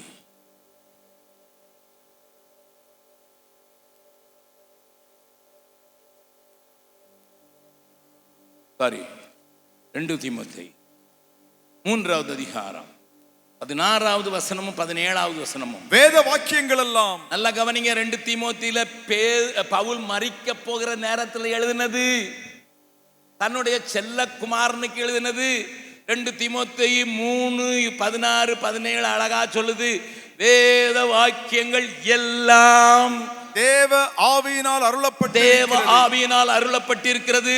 தேவனுடைய மனுஷன், நல்லா கவனிங்க, தேவனுடைய மனுஷன் தேறினவனாகவும் எந்த நற்கிரியையும் செய்ய, நல்ல கோடுபடுற வழக்கம், எந்த நற்கிரியையும் செய்ய தகுதி உள்ளவனாகவும் இருக்கும்படியாக அவைகள் உபதேசத்திற்கும் கடிந்து கொள்ளுதலுக்கும் சீர்திருத்தலுக்கும் நீதியை படிப்பித்தலுக்கும் பிரயோஜனம் உள்ளவைகளாய் இருக்கிறது. இதுக்குதான் வேதவசனம் எழுதி கொடுத்திருக்காரு.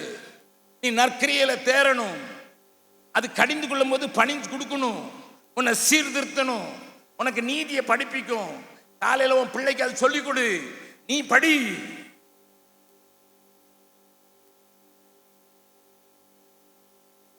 பட்டணத்தார் அனைவரும் ஒரு டைரக்ஷன், 4 பேர் மட்டும் வேற direction.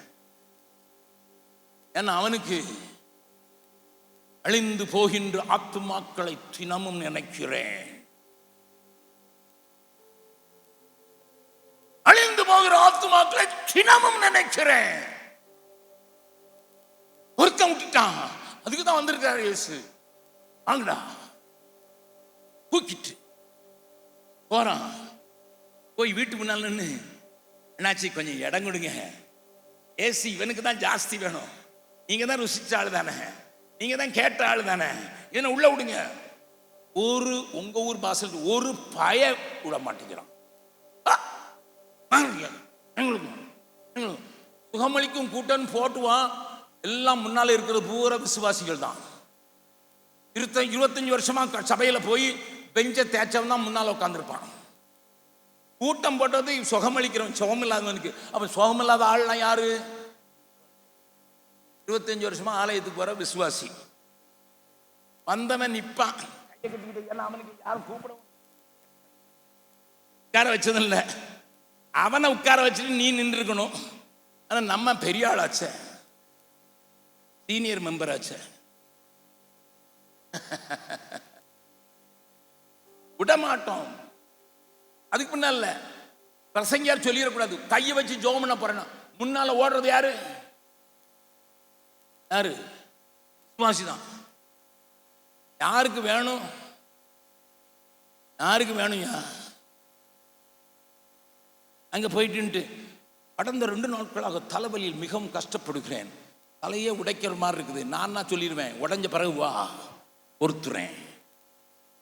I'm not against healing ministry. Against healing ministry.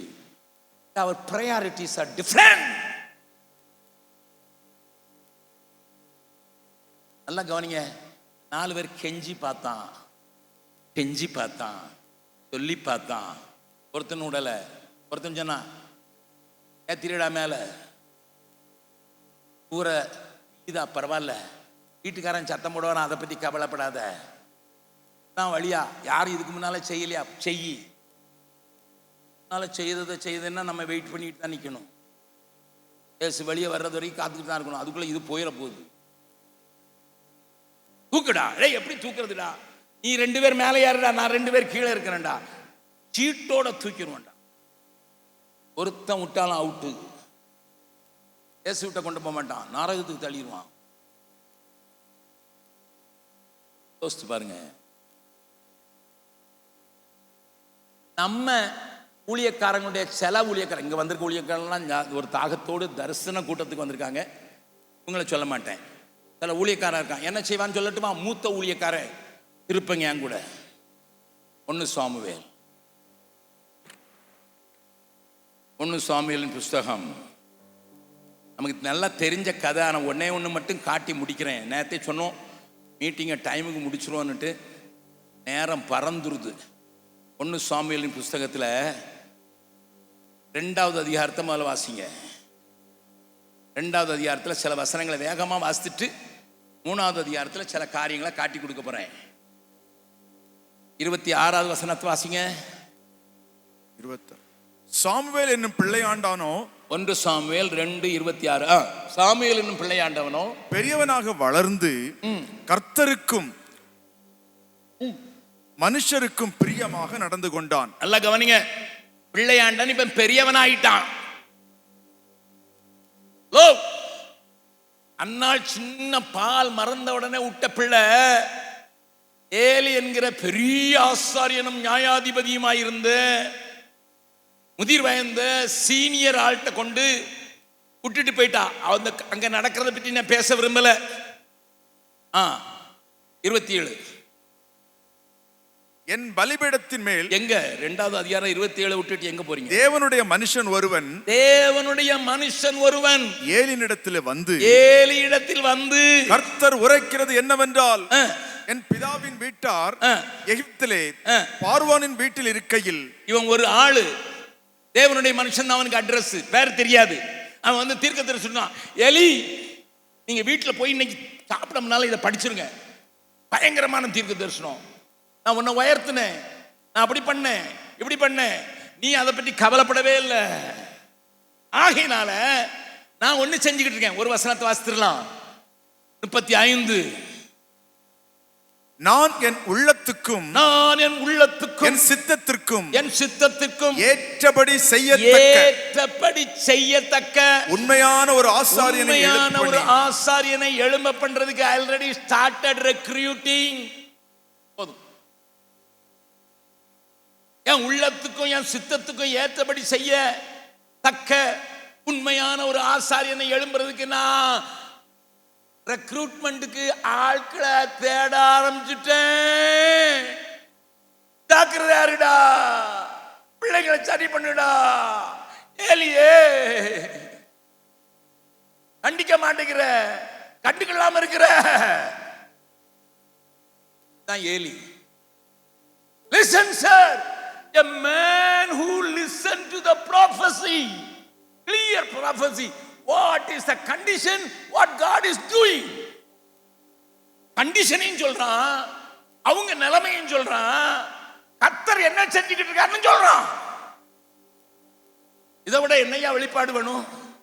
இதை விட என்னையா உங்களுக்கு அறிக்கை விடணும்?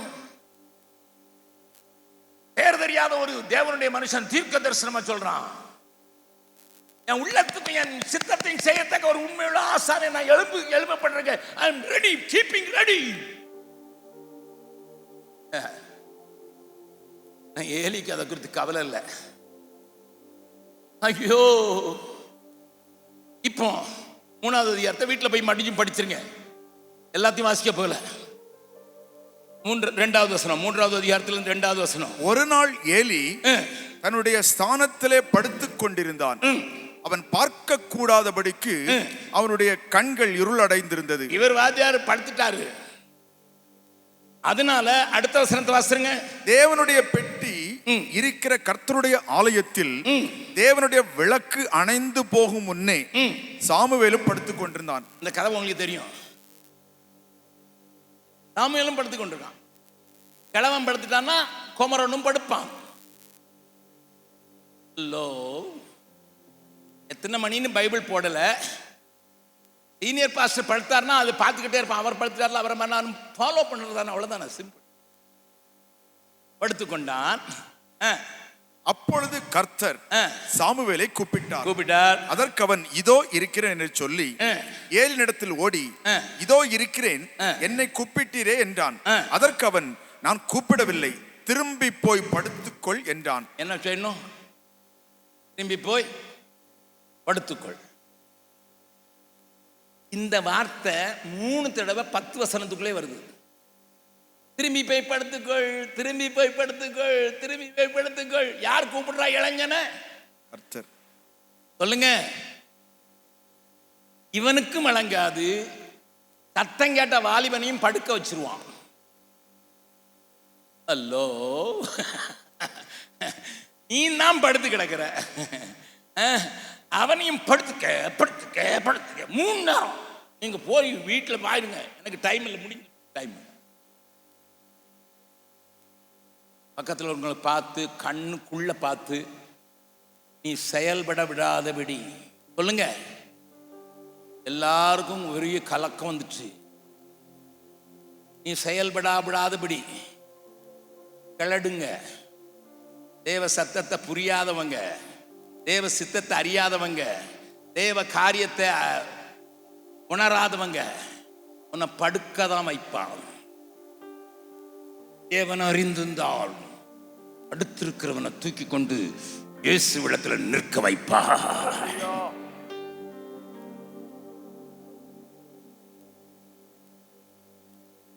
பக்கத்தில் இருக்கீங்க, யாரோடு ஐக்கியம் சொல்லுங்க, கேளுங்க. யாரோடு ஐக்கியம்? அன்பாவே கேளுங்க, சிரிச்சிட்டே கேளுங்க. ஐயா அவளை பார்த்தா நீ கொன்னு விடுற மாதிரி பார்க்க, அவன் பதில் சொல்ல மாட்டேங்கிறான். யாரோடு ஐக்கியம்? உன்னை படுக்க வைக்கிறவனையா, அல்லது உன்னை படுத்தவனை எடுக்க வைக்கிறவனோடு கூட்டத்தில் இருக்கிறாயா?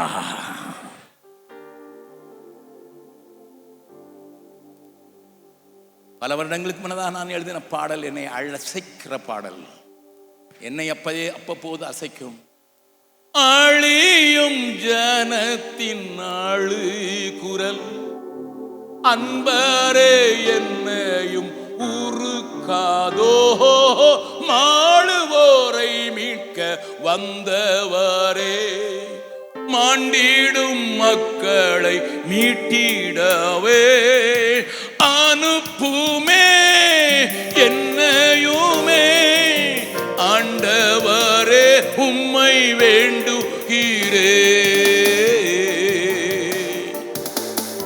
அன்பென்னும் ஆவியால் என்னையும் ஆண்டவரே நீ நிரப்பிடும். ஆயுள் முழுதும் நின் சேவை செய்ய ஆண்டவரே என்னை அனுப்பிடும். அன்பு கூறுவோர்க்கு தேவன் தம்மில் ஆயத்தம் பண்ணினவைகளை ஆவியானவரே நானும் காண திறந்தருளும் என் கண்களை.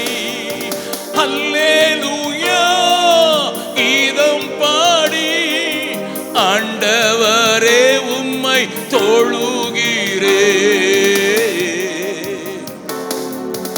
அன்பென்னும் ஆவியால் என்னையும் ஆண்டவரே நீ நிரப்பிடும்.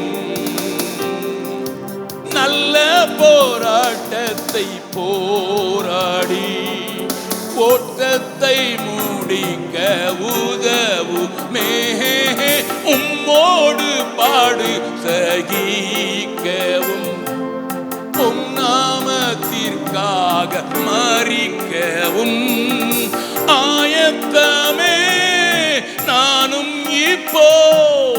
ஆண்டவரே உம்மை வேண்டுகிறே.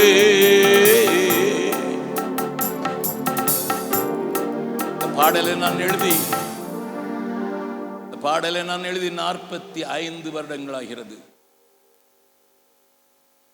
அது எனக்கு ஃப்ரெஷ்ஷாக தான் இருக்கு. நான் பெருமைக்காக சொல்லவில்லை அருமையானவர்களே. என்னை சுற்றிலும் எத்தனை பேர் முடக்கப்பட்டு இருக்கிறார்கள். இயேசுவிடத்தில் கொண்டு வருவதற்கு ஆள் இல்லை. வாரம் வந்து இயேசுவை ருசிச்சே அன்பு கூறுவேன் இன்னும் அதிகமாய் பாடிட்டு போயிடுற. வேதத்தை புரட்டுறதுக்கு இப்ப நேரம் இல்லை. 2 கொரிந்தியர் 5:14 வாசிச்சீங்கன்னா பவுல் சொல்வார், கிறிஸ்துவின் அன்பு என்னை நெருக்கி ஏவுகிறது. ஏன் ஊழியம் செய்யணும்? ஏன் ஊழியம் செய்யணும்? கிறிஸ்துவின் அன்பு எங்களை ஏவி நெருக்கி ஏவுகிறது. ஆங்கிலத்தில் சொல்லப்பட்டு constrains me. இன்னொரு வசனத்தை வாசிக்கலாம். அவனுடைய வார்த்தைகள் நம்மளை அசைக்கு பிழியும். கலாத்தியர் 5வது அதிகாரம் 6வது வசனம். கிறிஸ்து இயேசுவினிடத்தில் விருத்த சேதனம் இல்லாமையும் ஒன்றுக்கும் உதவாது. அன்பினால் கிரியை செய்கிற விசுவாசமே உதவும். 13வது வசனம். சகோதரரே, நீங்கள் சுயாதீனத்திற்கு அழைக்கப்பட்டீர்கள். இந்த சுயாதீனத்தை நீங்கள் மாம்சத்திற்கு ஏதுவாக அனுசரியாமல் அன்பினாலே ஒருவருக்கொருவர் ஊழியம் செய்யுங்கள். I am driven by the love of God. ஆண்டவருடைய அன்பு என்னை நெருக்கி தள்ளுதுனால எழுதின வார்த்தை அழியும் ஜனத்தின் அழுகுரல். அன்பரே, சமீபத்தில் ஒரு நெருப்பு பற்றி விட்டது ஒரு வீட்டில். 5 வயது மகன், நியூஸ் பேப்பர்ல வந்தது சொல்றேன். அந்த நெருப்பிலிருந்து டாடி சேவ் மீ, என்ன காப்பாட்டுங்கப்பா, அந்த துடிக்கிறாரு. ஃபயர் சர்வீஸ் வந்துச்சு. அந்த தீ 10 வீட்டையும் பிடிச்சு எரிஞ்சிச்சு. பயங்கரமா இருக்குது. டாடி சேவ் மீன்னு சொன்னது நான் கேட்டனால தகப்பன் ஓடுறதுக்கு ட்ரை பண்ணும்போது சுத்தி இருந்தவங்க, உனக்கு 3 பிள்ளைங்க இருக்காங்க, there are 2 more girls. பையன், நீ போனா நீனும் செத்து போயிருவ, இந்த 2 பிள்ளைங்களை யார் பார்க்கறது, உனக்கு ஒய்ஃப் இல்லை.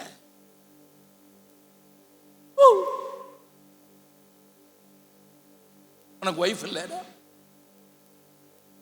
2 பொம்பளை பிள்ளைங்க, ஏஜ் அட்டைன் பண்ண போதுங்க. பையன் கத்துறான். அவன் சொன்ன வார்த்தை ஆங்கிலத்தில், can't you save me, என்ன உங்களை என்ன காப்பாற்ற உங்களுக்கு முடியாதா? கூட்டம் கையை காலை பிடிச்சு நிறுத்திச்சு.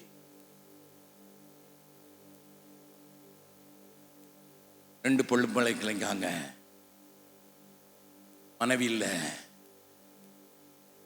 அந்த பிள்ளை போனா போகுது, நீ போனா நீ செத்து போயிருவ. 5 மணி நேர போராட்டத்திற்கு முன்பு தீ அணைக்கப்பட்டது. தகப்பன் செத்து போன ஒரு பிணத்தை பார்க்கிறாரு. கறி போயிருக்குது, முகம் இல்லை, கால் இல்லை, கை இல்லை. காதுல சத்தம் கேட்டுது, நீ காப்பாற்ற முடியாதாப்பா, can't you save me, can't you save me. தேசத்தில் இருக்க 135 கோடி கத்துது.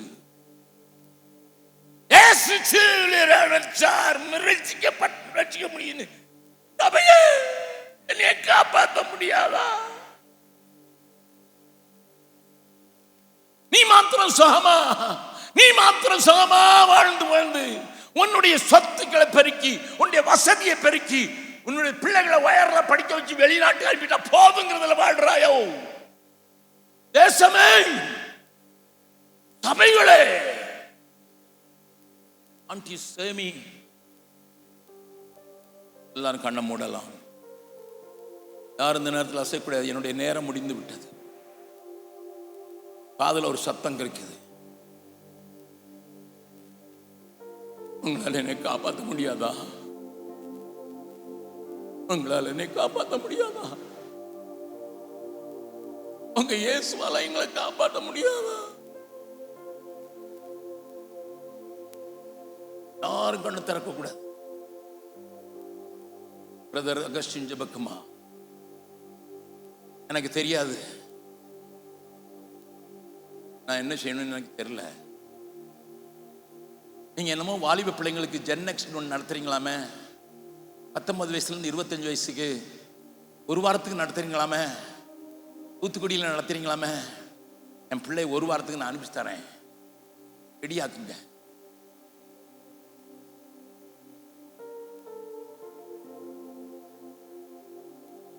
சபையாக நாங்கள் புறப்பட்டு செய்யப்படாத வட இந்தியாவில் நாங்கள் சபையாக வந்து ஒரு சபையை ஸ்தாபிக்கிறதுக்கு எங்களையும் எங்களுடைய தரும் உதவி செய்யுங்களா பிரதர்?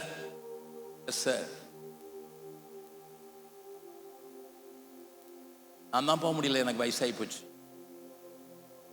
முந்தா நாள் தூத்துக்குடி மீட்டிங்கில் கோயில்பட்டியை சேர்ந்த ஒரு பாட்டியம்மா அப்பப்போ வருவாங்க, பீகாருக்கு வருவாங்க. வந்தால் தனியாக வர மாட்டாங்க, அவங்களுக்கு நிற்க முடியாது, இப்படி தான் நடப்பாங்க.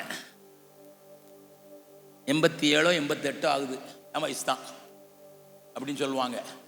வயசு தான் பிரதர், அவங்களுக்கு 88 ஆகுது. பீகாருக்கு போன வருஷத்துல 2 தடவை வந்துட்டாங்க. தனியாக வர மாட்டாங்க, கொஞ்சம் பேரை டிக்கெட் போட்டு அவர் செய்கிற ஊழியத்தை போய் பார்த்துட்டு வரலான்னு கூப்பிட்டு வந்துடுவாங்க.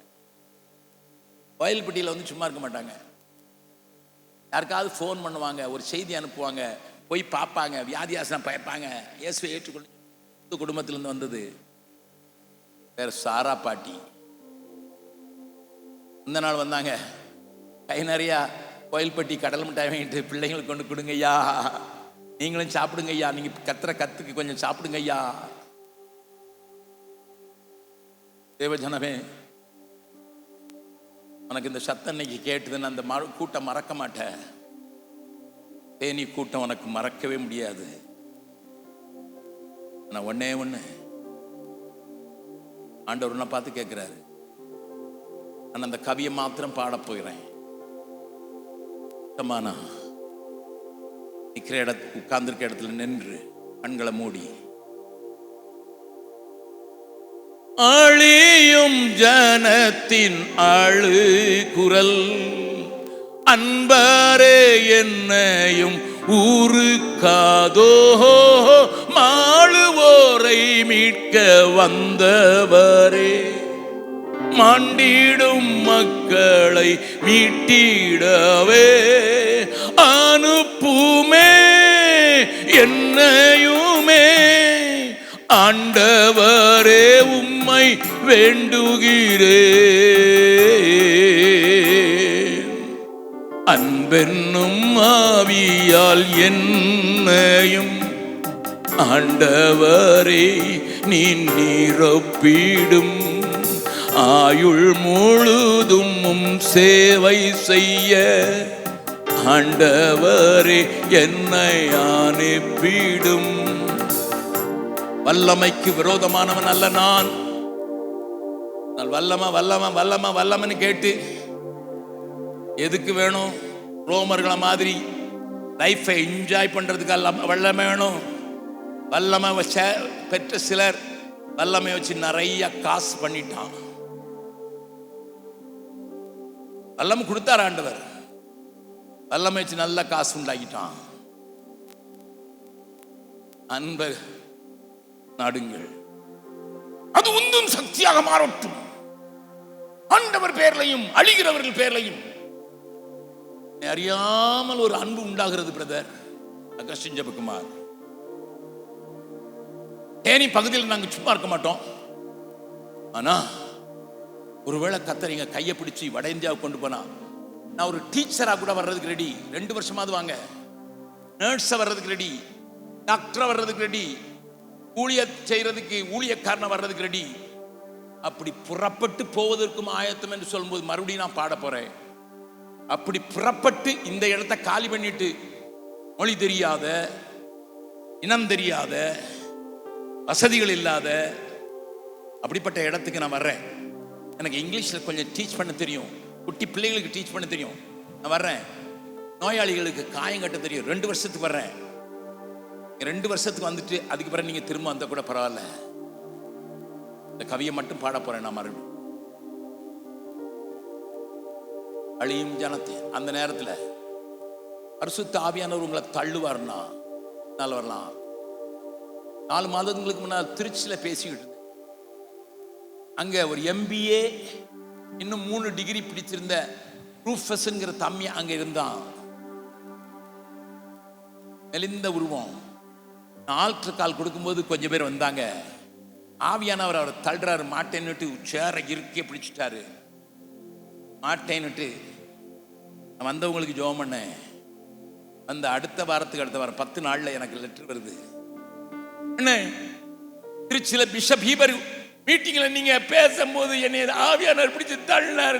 நான் வேலை செய்யறேன், என் மனைவி வேலை செய்யறாரு, எல்லாம் சம்பாதிக்கிறோம், திருச்சியில இருக்கிறோம்னு சொன்னேன். ஆண்டவர் என்னை பிடிச்சு தள்ளின போது வரல. ஆனால் அதுக்கு பிறகு நான் தூங்கவே முடியல. உங்களுக்கு இந்த லெட்டர் எழுதுறதுக்கு நான் தூங்க முடியல. நான் வரலாமா? என் மனைவி உடனே வேலையை விட முடியாது, பிள்ளையும் கூட்டிட்டு வரணும். எனக்கு கொஞ்சம் கடன் இருக்கு, அதை கொஞ்சம் என் மனைவி அடைச்சிட்டு வருவா, என்னை ஏற்றுக்கொள்வீர்களா? நான் சொன்ன உடனே அடுத்த ட்ரெயினை பிடிச்சு வா. கேட்டு பாருங்க என் தங்க சகோதரட்ட. ரூஃபஸ் வேலையை தூக்கி போட்டுட்டு, பிள்ளைக்கு ஒன்றும் பெரிய வயசுல 5,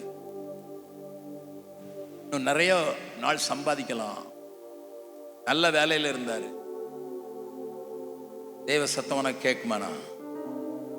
தேவ ஆவியானவனோடு இடைபடுவாரனால சகோதரனாகட்டும் சகோதரியா. ஒரு பொம்பளை பிள்ளை சொல்லலாம், அங்கிள் நான் சொன்னாலும் எங்க அம்மா விட மாட்டாங்க, என்னை கல்யாணம் பண்ணிட்டு போவாங்க. ஆனா சொல்லு, 2 வருஷம் கழிச்சு கல்யாணம் பண்றேன், நான் போயிட்டு வந்துடுறேன்னு சொல்லு. உனக்கு துணிச்சரமும் உனக்கு பலம் இருக்குமானா? அப்படிப்பட்டவர்களுக்காக ஜெபிக்க விரும்புறேன். அவங்க மாத்திரம் முன்னால் வரலாமா? அந்த பாடலை மறுபடியும் பாடுறேன். தெரிந்தவர்களோடு கூட சேர்ந்து பாடலாம். அழியும் ஜனத்தின் அழு குரல், அன்பரே என்னையும் ஊருக்காதோ, மாளுவோரை மீட்க வந்தவரே, மாண்டிடும் மக்களை மீட்டிடவே அனுப்புமே என்னையுமே, ஆண்டவரே உம்மை வேண்டுகிறே. அன்பென்னும் வாங்கம்மா, வா தங்கச்சி, தம்பி வா, உன் ஆண்டவர் தொட்டிருப்பாரு. வா, நீ ஆண்டோட்டு உன் காரியத்தை அவர் பார்த்து கொள்ளட்டும். அந்த சத்தம் செவியில கேட்கட்டும். அப்பா, என்னை உங்களால காப்பாற்ற முடியாதா? அப்பா, என்னை உங்களால காப்பாற்ற முடியாதா? அந்த மனுஷன் இன்றைக்கு 2 பொம்பளை பிள்ளைங்களையும் பார்க்க முடியல, தன்னையும் பார்க்க முடியல. ஏன்னா காதுல அந்த சத்தம் மட்டும்தான் கேட்டுக்கிட்டே இருக்கு. 2 வாரத்துக்கு முன்னால பேப்பர்ல வந்த நியூஸ் சொல்றேன். 2 வாரத்துக்கு முன்னாடி இருந்தாங்க, that man traumatized. அவன் மனசே சொல்லிக்கிட்டே இருக்கான், can't you save me, can't you save me. Theni பட்டணத்தையும் Theni சபைகளையும் பார்த்து கர்த்தர் சொல்றார், உங்களால எங்களை காப்பாற்ற முடியாதா? உங்களால எங்களை காப்பாற்ற முடியாது.